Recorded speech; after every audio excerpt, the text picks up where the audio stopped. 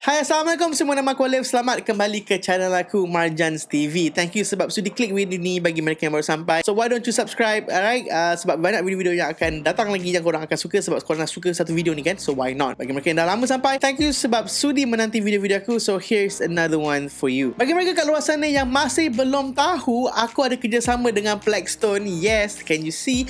Blackstone ada keluarkan satu headphone model G800 Mark II dan kemudiannya ada special edition sikit sebab aku ada kat dalam sini. Kalau korang beli model ini edition ini, korang akan dapat satu Blackstone punya headphone G800 Mark II yang telah diimprovekan audio quality dan juga mic dia, dan kemudian korang akan dapat satu kotak yang ada gambar aku. Korang ada signature aku punya kata-kata semangat lah, apa benda semua ni kan. So yeah, very limited unit guys. Aku rasa pun dah nak habis. Aku rasa there is less than 30 unit yang masih ada dalam stok. Okay, so yeah, jangan ketinggalan untuk dapatkan Blackstone G800 limited edition ini yang ada muka aku dengan signature. Link ada kat bawah, semua everything ada kat bawah. So don't forget guys, thank you for your support. So guys, pada hari ini aku nak share dengan korang satu cerita pasal kekayaan. Tentang kekayaan siapa guys? Tentang kekayaan manusia. Manusia yang macam mana tu? Siapakah yang kaya sangat itu aku nak ceritakan ni?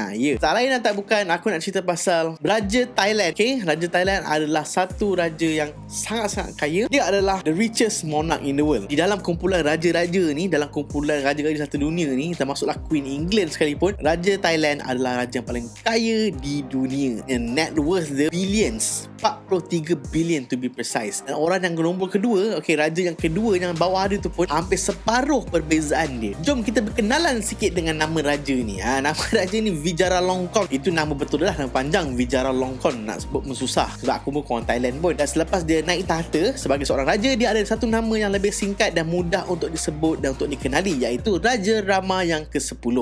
King Rama the 10. Kenapa Raja Thailand yang baru ini, alright, setelah kematian raja yang sebelum ini, dia ni banyak diperkatakan dekat media-media sosial. Sebab apa guys? Sebab dia punya lifestyle dia. Lifestyle dia yang aku tak faham lah. Dah tua tapi bangai macam budak-budak. Pakai baju pelik-pelik dengan tattoo fake ni lagi lah, apa benda semua memang.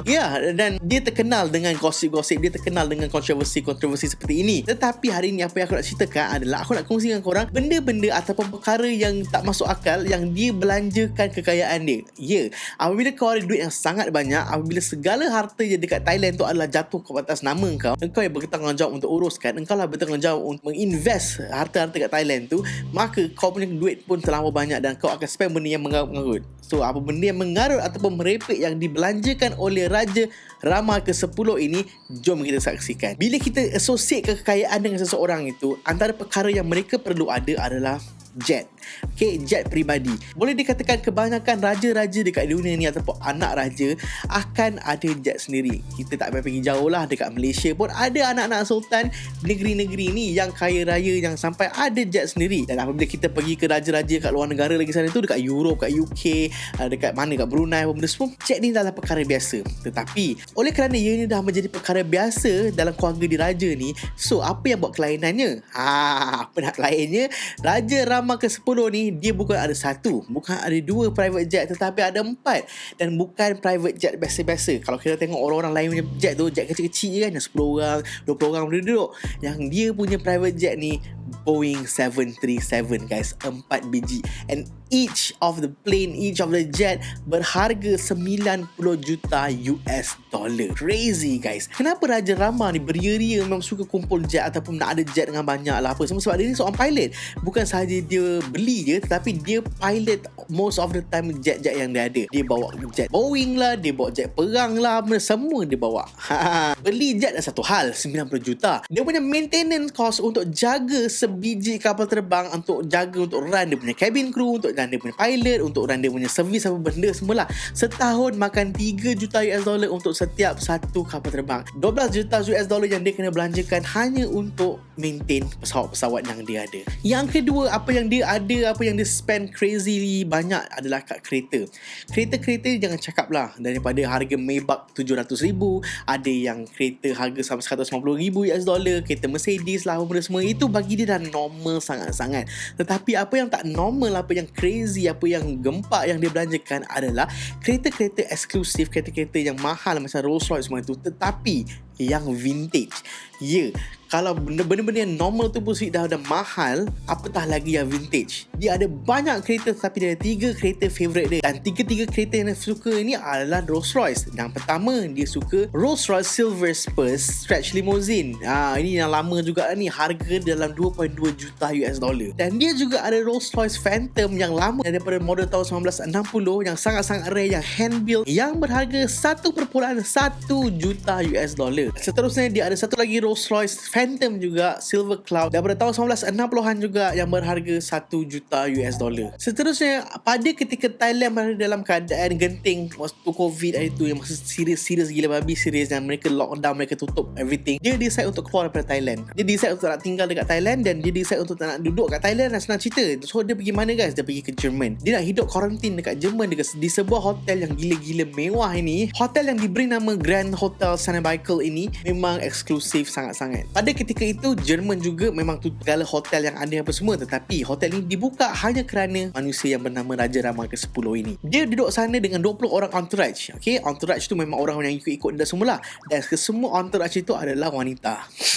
Apa dia buat adalah dia actually sewa the whole floor. Ada satu tingkat tu, tingkat nombor 4 dekat hotel tu, dia sewa the whole floor untuk orang-orang ni dan dia saja. Hotel ni terkenal dengan kawasan-kawasan resort, skiing resort lah, macam orang nak pergi ski dan apa semua, dan tetapi dia hanya spend most of the time kat dalam bilik dengan orang-orang dia. Dan dia belanjakan sejumlah wang yang sangat banyak untuk tidur, untuk tinggal dekat sini. Dia spend lebih daripada 1 juta US dollar sebulan hanya untuk tinggal di hotel ini, dan duduk sini quite lama jugalah, boleh katakan almost a year juga yang dia duduk dekat sini bersama entourage dia. Seterusnya, benda yang merepek ataupun benda tak masuk akal, dia belanjakan menggunakan duit dia yang banyak itu adalah pengkemudian anjing dia. Dia ada seekor anjing yang diberi nama Fufu, dan masa anjing ni hidup pun dia dah telah diberikan macam-macam keistimewaan lah.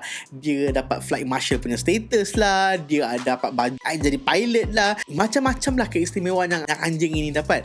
Dan apabila anjing ni mati, dia dapat the royal funeral. Dia ada upacara pengemumian dia selama 4 hari 4 malam berturut-turut, dan perbelanjaan ini dikatakan menelan belanja 2 juta US dollar sepanjang tempoh pengemumian itu. That's how crazy rich you are. Anjing kau mati pun kau boleh spend berjuta untuk majlis pengemudian dia. Kalau korang nak tahu kenapa macam mana dia boleh kaya sangat, alright, berbanding dengan Queen Elizabeth apa semualah, sebab ini kerana Raja Thailand dah declare bahawa segala aset Thailand adalah aset kepada Raja. Raja ini berkuasa mutlak. Segala apa benda yang dia belanjakan itu semua adalah duit dia. Dan apabila dia ditabalkan menjadi seorang raja, dia spend amazing fortune. Dia spend hampir 31 juta US dollar guys, hanya untuk majlis kerajaan ataupun majlis pertabalan dia menjadi seorang raja dekat Thailand. Perarakan yang dia buat untuk pertabalannya tu merangkumi lebih daripada 1,300 orang yang terlibat, dan juga gajah-gajah putih. Tadi kau ingat tak aku cakap yang masa quarantine tu, masa COVID tu, dia duduk kat hotel kat Jerman? Kan itu dia dah spend banyak kan? Dan kenapa aku katakan perkara itu gila atau perkara itu tak senonoh? Ini kerana dekat Jerman dia ada satu villa yang dia beli yang bernilai 14 juta US dollar. Tetapi kenapa dia nak duduk kat hotel tu? Aku tak faham. Sebab dia memang suka gila dekat Jerman. Aku tak tahu kenapa sampai dia ada villa yang semahal itu dekat Munich. Dan villa itu sentiasa ada orang yang jaga, sentiasa ada staff-staff yang jaga. Nak tahu betapa besarnya villa ni? Besar dia ada 14 buah bilik, dan keluasan keseluruhannya dalam lingkungan 1,400 meter persegi. Tak fikir banyak lah, 14 buah bilik. Kau bayangkan rumah kau kata-kata yang ada lebih daripada 5 bilik tu pun dah sebesar. Ini kan pula kalau kau ada rumah yang ada 14 bilik. Tetapi kau tak duduk situ, kau pergi duduk hotel.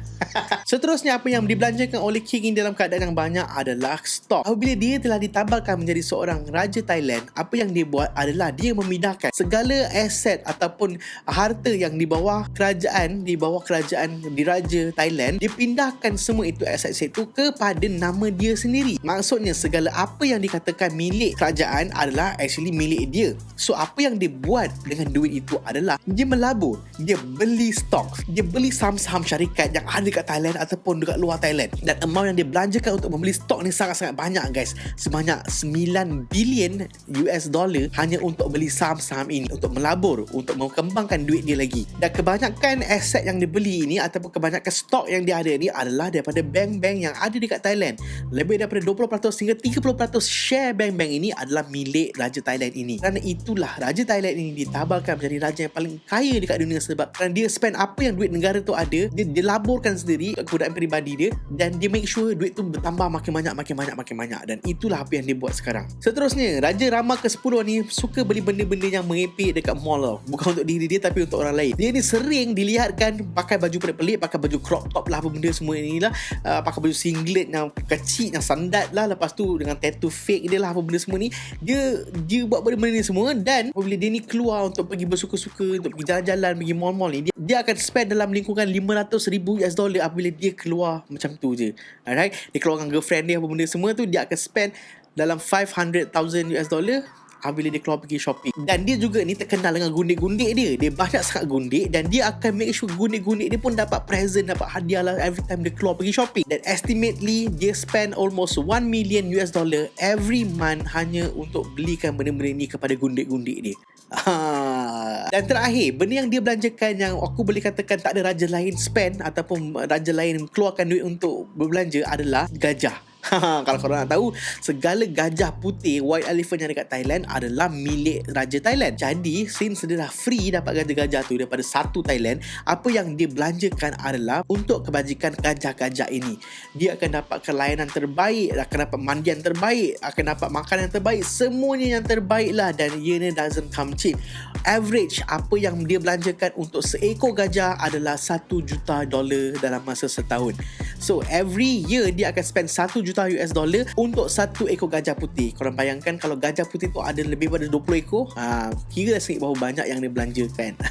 Alright. Jadi itulah antaranya benda yang dibelanjakan oleh Raja Thailand ni yang aku boleh katakan tak masuk akal ataupun merepek ataupun macam wow, orang lain tak buat kau buat. So inilah kerja dia, inilah orangnya Raja Rama ke-10 ini. Itu yang kita tahu. Alright. Belum lagi benda-benda yang kita tak tahu.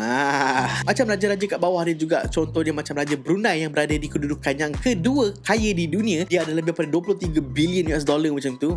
Benda yang dia belanjakan pun bukan calang-calang tau. Adik-beradik dia belanja lagi lah. Kalau korang nak tahu, ini ada kapal ni yang dibelanjakan oleh keluarga Raja Brunei. Kau tengoklah sendiri. Okay? Jadi memanglah keturunan raja-raja ni memang banyak sangat diorang punya duit. Dan ya, diorang tend to spend benda-benda yang merepek di mata kita, di akal kita. Tetapi bukan bagi mereka. Bagi kita rasa mahal sangat sebab kita tak mampu, bukan duit kita. Dan kita tak ada duit sebanyak tu, sebab tu kita rasa mahal. Tetapi bagi mereka yang ada duit, bagi mereka yang mampu, benda ni macam normal lah aku beli benda macam ni kan. Sama juga macam orang beli kopi harga RM27. Bagi setengah orang macam mahal gila, bodoh gila kau beli kopi macam tu. Tapi bagi orang tu dia rasa macam normal lah tu. Murah apa? Kan? Ada lagi murah ke? Dia pun tak tahu ada lagi kopi lagi murah pada tu. Tapi dia RM27 tu dia rasa dia mampu. Itulah manusia. Okay? Jadi guys, sampai di saja video pada kali ini. So if you like it, share the video guys. If you don't like it, I don't know what to do with you guys. Be positive, stay healthy, be safe. Take care guys. Assalamualaikum warahmatullahi wabarakatuh. Bye bye guys.